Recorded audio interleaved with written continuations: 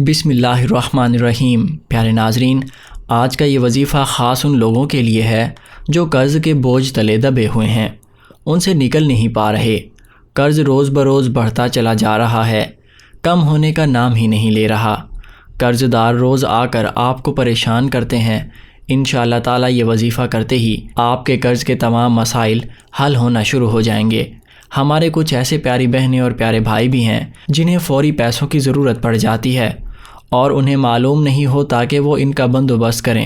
ناظرین یہ جان لیجئے کہ یہ ایسا کوئی مجرب وظیفہ ہے جسے کرنے سے اللہ رب العزت نے تو لوگوں کو 1-2 دنوں کے اندر عطا کر دیا۔ یہ آج کا کوئی ایسا مجرب اور طاقتور وظیفہ ہے۔ جو بھی میری بہن اور بھائی اس وظیفے کو سچی نیت اور پاک دل کے ساتھ اور اللہ رب العزت پر توکل کرتے ہوئے یہ عمل کر لے گا تو انشاءاللہ تعالی وہ اپنی مراد پائے گا۔ اگر وہ اللہ رب العزت پر سچی اور پکی نیت کے ساتھ یہ عمل صرف 1 مرتبہ کر لیں گے تو تب بھی انشاءاللہ تعالی اس سے فائدہ اٹھائیں گے۔ ناظرین، ویڈیو میں آگے بڑھنے سے پہلے آپ سے گزارش ہے، اگر ابھی تک آپ نے ہمارے چینل کو سبسکرائب نہیں کیا تو چینل کو سبسکرائب کریں اور ساتھ موجود بیل کے آئیکن کو دبا دیں تاکہ آپ کے پاس ہماری آنے والی مزید اس طرح کی اچھی اور اسلامک ویڈیوز پہنچ سکیں۔ جو شخص 1 مرتبہ اس کے فوائد اپنی آنکھوں سے دیکھ لیتا ہے تو وہ اسے پڑھتا رہے گا، اسے اپنی زندگی کا معمول بنا لے گا۔ یہ وظیفہ آپ روزانہ کی بنیاد پر بھی کر سکتے ہیں، اس میں کوئی پابندی نہیں ہے۔ آپ نے پورے دن میں اس وظیفے کو 1 مرتبہ ہی کرنا ہے تو پھر آپ اگلے دن ہی اس عمل کو کر سکتے ہیں، یعنی کہ آپ نے اس عمل کو اسی دن دوبارہ سے رپیٹ نہیں کرنا۔ انشاءاللہ تعالی اس مجرب وظیفے کو 1 مرتبہ ہی کرنے سے آپ کو اس کا فائدہ حاصل ہوگا اور اس وظیفے کو کرنے سے آپ کی کئی بگڑے کام سنور جائیں گے، آپ کی تمام پریشانیاں فوری طور پر حل ہونا شروع ہو جائیں گی۔ آپ کو اس وظیفے کا طریقہ بتانے لگا ہوں، اسے دھیان اور توجہ کے ساتھ سن لیں، اس میں آپ کا ہی فائدہ ہوگا۔ اور جیسا کہ آپ کو پہلے بھی بتایا کہ آپ یہ وظیفہ کسی بھی وقت کہیں بھی آسانی سے پڑھ سکتے ہیں، اس میں پابندی نہیں ہے۔ آپ وظیفے کا طریقہ سمجھ لیں کہ آپ نے اسے کس طریقے سے پڑھنا ہے۔ آپ اطمینان سے کسی پاک اور صاف جگہ پر بیٹھ جائیں گے۔ آپ نے وظیفہ کرنے میں جلد بازی ہرگز نہیں کرنی، آپ نے پرسکون ہو کر یہ عمل کرنا ہے۔ دنیا کے کام تو پھر بھی ہوتے رہیں گے تو آپ نے اس میں جلد بازی ہرگز نہیں کرنی۔ سب سے پہلے 1 مرتبہ بسم اللہ الرحمن الرحیم پڑھیں۔ 2, 3 یا 4 چھوٹے چھوٹے وظائف ملا کر پڑھنے ہیں۔ سب کے سب وظیفہ بہت ہی آسان ہیں اور اس پورے عمل کو کرتے وقت آپ کا زیادہ ٹائم بھی ویسٹ نہیں ہوگا۔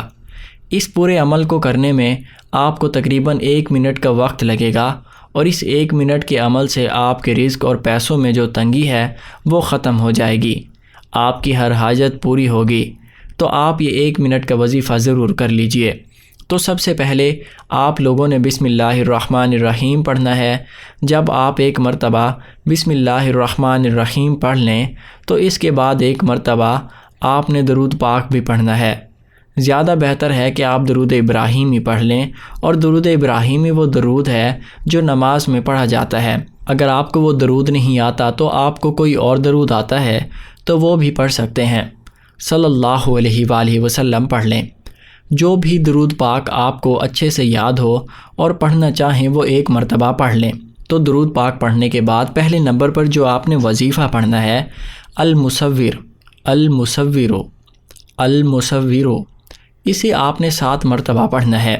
المصور 7 مرتبہ پڑھنے کے بعد آپ نے الخالق،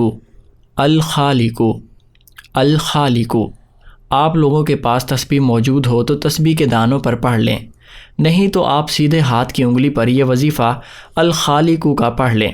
ناظرین، اس وظیفے میں آپ لوگوں نے سب سے پہلے 1 مرتبہ بسم اللہ الرحمن الرحیم پڑھ لیا، اس کے فوراً بعد آپ نے 1 مرتبہ درود پاک پڑھ لیا اور پھر آپ نے 7 مرتبہ المصور کا وظیفہ پڑھ لیا۔ اس کے بعد آپ کو جو دوسرا وظیفہ بتایا گیا الخالق، یہ وظیفہ، یہ پورا عمل آپ کو ایک ہی وقت میں بیٹھ کے کرنا ہے، اور الخالق آپ 7 مرتبہ ہی پڑھیں گے۔ چاہیں تو انہیں آپ اپنی انگلیوں پر پڑھ سکتے ہیں، نہیں تو آپ تسبیح پر پڑھ لیں۔ جب 7 مرتبہ الخالق کو پڑھ لیں تو آپ نے اپنے ہاتھوں کی انگلیوں پر یا پھر تسبیح پر آپ نے تیسرا وظیفہ، یعنی کہ تیسرا اسم یا اللہ یا اللہ یا اللہ 11 مرتبہ پڑھ لیں۔ آپ نے 11 مرتبہ یا اللہ پڑھ لینا ہے۔